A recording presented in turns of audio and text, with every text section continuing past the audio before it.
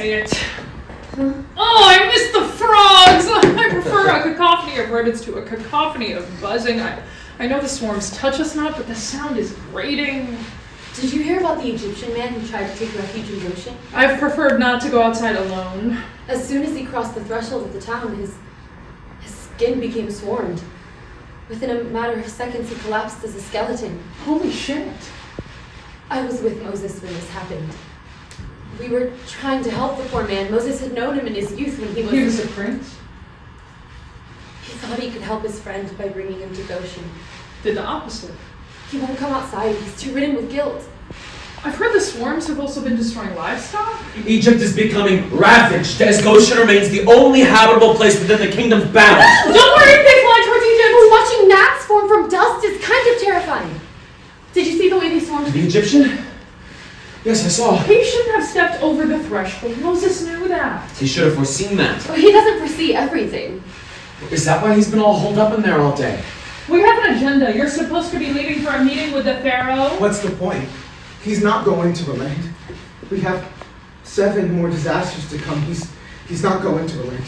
What happened to Mr. Positive Attitude? Mr. Positive Attitude just saw his childhood playmate be eaten alive by bugs yesterday. I'm sorry. But maybe now he's not going to relent, and we're going to have to do even worse things. What have you seen? More death and despair. In Goshen? We're in Egypt proper, but death and despair is death and despair. Should it matter where? So many innocent Egyptian civilians are going to suffer, and we can do nothing to protect them. Tragic casualties are often lost in war. Is that what this is? War? It's how I've begun to look at it. He should have relented the first time. Maybe we could have formed an alliance. Maybe there could have been room for forgiveness. Both your hindsight and your foresight are 20/20. But there's no room for forgiveness. This buzzing is going to drive me to drink. The frogs would have helped with the flies. Moses, you have to get dressed. I don't want to go outside. Well, it's not like the Pharaoh's going to pay us a visit here in Goshen, is he? Erin, I'm afraid. Afraid of what? Seeing someone that I know. And those people wanted nothing to do with you prior to our power. They would have just as good as put you with the slaves were you not a free man. What? I'm right. I know you're right. And maybe if we go, then maybe he will relent. And then maybe we can get some goddamn peace and quiet for a moment in time. Fine. I'll get dressed. Erin! What the fuck? We are too far deep in this mess for him to be getting second I thoughts. understand that, but tough love isn't going to make it easier on him. It's not going to make it easier on any of us. We watched his friend die, Erin. Painfully die. And I'm sorry you had to see that. But this is only a small taste of what's to come. You can call this war, but I never wanted to be a soldier. A conscript in the army of God? How is that any different from what they did to our father, Miriam? But this time we're fighting for ourselves.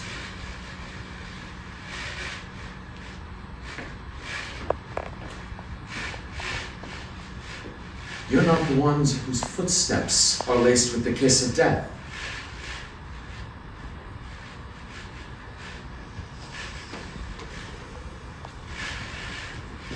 Do you really think Do I really think what? that we're in a war? I suppose that's the most comparable descriptive. How much more destruction will need to occur Until the Pharaoh relents. Far more than blood or frogs or flies can do. It'll be something personal. And an entire population of civilians will have to suffer until it is made personal, so it goes in war, I think. Have you ever seen war? Up close? No, but I've heard stories. They would sometimes conscript Hebrews when there weren't enough Egyptians to fight. My father fought alongside a small battalion in Midian. He wasn't the same when he returned. I remember Egyptian soldiers ravaging my village when I was a girl. Do you think? My father was amongst the monsters? Perhaps, but it's not like he had much of a choice. Right. I apologize on my father's behalf. You don't have to. You're right. I don't, but I do. Unaffected my ass! They're not eating you alive? I should be grateful. I suppose I should be more grateful. We should all be more grateful. Oh, we're at the beginning of something so much bigger, Sephora. How are you so hopeful? What? Hopeful? How are you so hopeful through all of this? I'm doing mental gymnastics trying to comprehend what happened to Moses, his friend, I and think you're... not on him. But don't you feel guilt?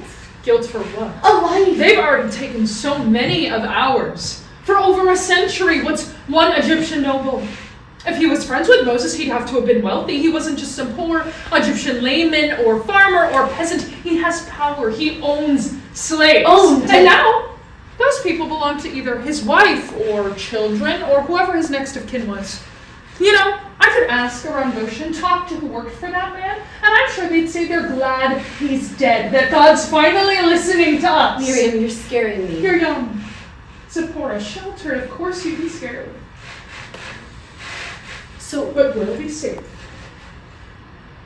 You don't feel bad. Feel bad for what? Feel bad that he died.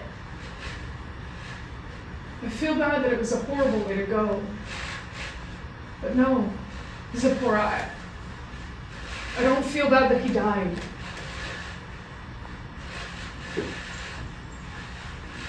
I'm gonna go help Moses. Help him get dressed faster. He still has trouble with the laces on his sandals. You're a good wife. I just want to be a good person.